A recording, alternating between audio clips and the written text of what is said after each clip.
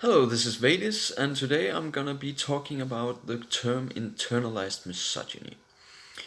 So, what I pulled from a feminist website is that internalized sexism is defined as the involuntary belief by girls and women that the lies, stereotypes, and myths about girls and women that are delivered to everyone in a sex society are true, and girls, women, boys, and men hear the sexist messages, lies, and stereotypes about women over their entire lifetimes. They hear that women are stupid, weak, passive, manipulative, with no capacity for intellectual pursuits or leadership. Okay, this is not empirical evidence, but this is just my take on it. I don't know a single guy who thinks like that, consciously or subconsciously. I know no person who thinks like that. And I've known sexist people, sure. I've never heard anyone uttering a phrase like this before. What they might be referring to is some people who put up stereotypes. But stereotypes are there for a reason, and that's what I'm going to go into in this video. What is this above statement supposedly saying?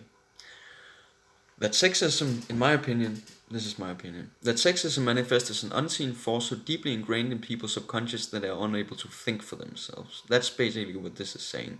It's saying everything is so ingrained in me that I don't have the capacity for self-thought, and therefore I need feminism. This is quite strange to me, especially since they regard people as, oh, we are all just so malleable and we can become anything we want, you know. Yeah.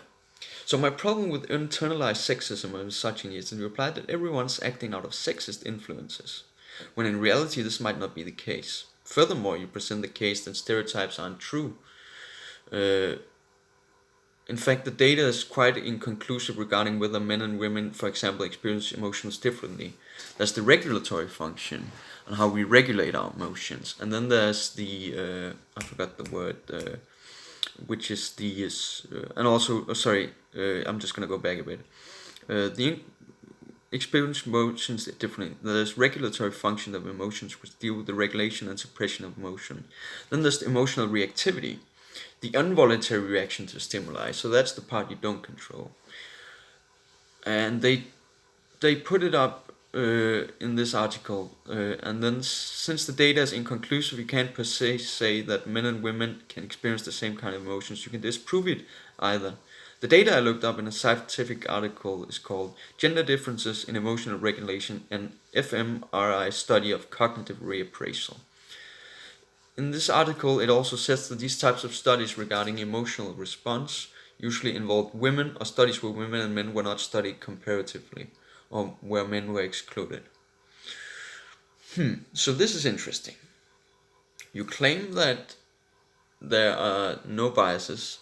You claim that the feminist academe is completely infallible, or at least not infallible, but scientifically proven.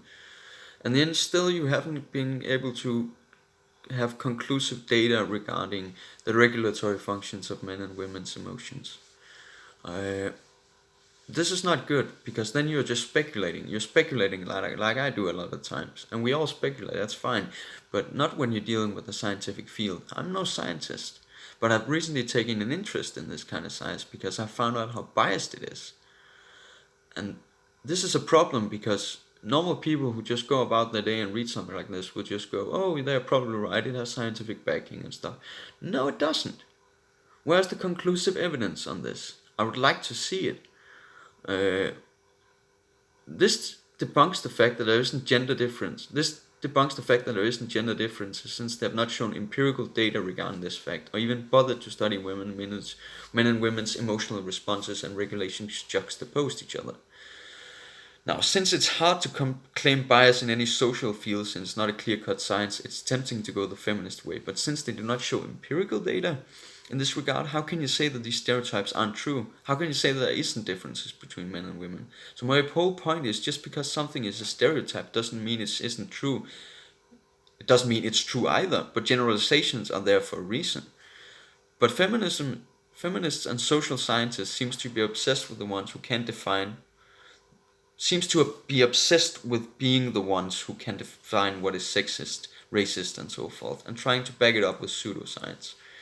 I'm not saying that sexism isn't real. I read a paper out of a group of social scientists who did a study regarding differences in hiring in science between men and women. For this sort of hiring, they switched the genders around on their hiring list, or whatever it's called. I think it was between 45 individuals. The ones who had a female name were discarded on a massive scale compared to the male names, and those females that were hired had a lower salary than their men. So sexism in science is true. I bet you could find the same sort of bias in nursing fields for men who say, "Oh, you're not empathetic enough to be in this field." Pure, Purely this is speculation, but I haven't looked it up. It might be true. It might just be complete bullshit, but at least just to suggest that it goes both ways, you know. And why isn't there any studies on the other side? Why aren't feminists so... They only seem to be concerned, since it's about equality and they call it the suppression of the feminist ideals. That's why it's called feminism, the feminine ideals. But still, this just doesn't make any sense, because if it was about equality, they would just as well fact check for men as well. This is just inconclusive in my opinion, and it's purely stupid.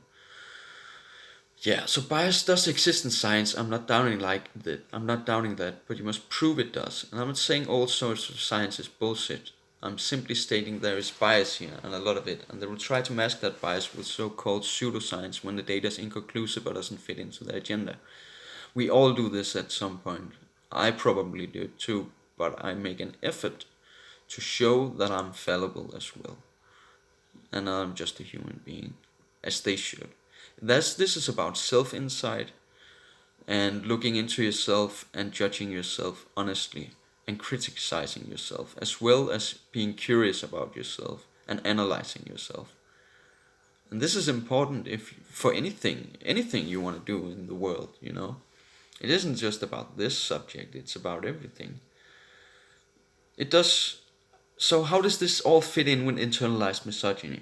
It does so by saying that it's just because you can pull up a study, it's not so clear cut, because you're dealing with human beings, and human beings are emotional, logical, and contradictory in nature.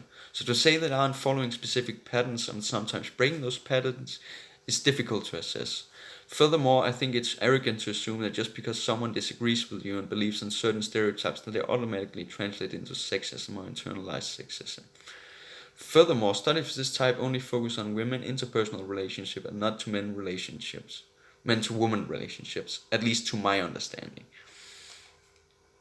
This is like saying, so give an example of this sort of stereotypes that aren't true. This could be, oh yeah, all black people like KFC.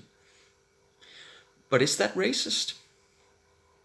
I'm not saying it's not racist. I'm simply asking the question, is it racist?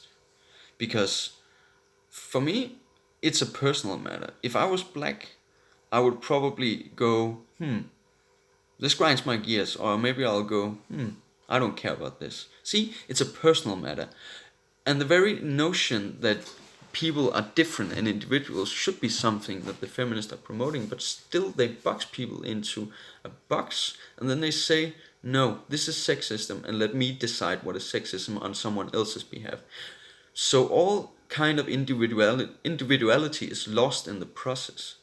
How is that making any kind of sense? To me, it's not, at least. It's stupid, and I think it's odious to assume that people can't think for themselves.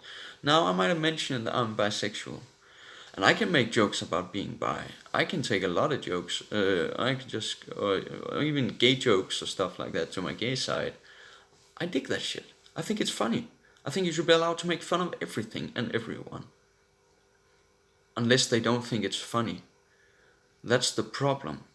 But you can't decide on someone else's behalf whether something is funny or not. It's only you that can decide it. So the whole idea of internalizing your own problems and saying, oh, it's because of sexism I'm acting like this. The very notion of that really creates a problem, because then you're saying, there are no biases here. There are no particular reason for me to act this way. even though it doesn't. Okay, that didn't make any sense. Let me just try over. What I'm trying to really say is that you're trying to say that internalized sexism is perpetuating stereotypes because it's so ingrained in you. But what you're really doing is might be projecting problems and then saying, "Oh, I'm doing this because of internalized misogyny." See, it's a snowball effect. If you can follow my drift, catch my drift in this regard, that doesn't make any sense. So it's completely fallible. Doesn't to me seem like it has anything to do with the real. So yeah, that was my long rant about things that maybe not important, but they are important to me. So I hope you liked it. Yeah, I will try to make more of these videos giving my thoughts on these sort of subjects. But for now, take care.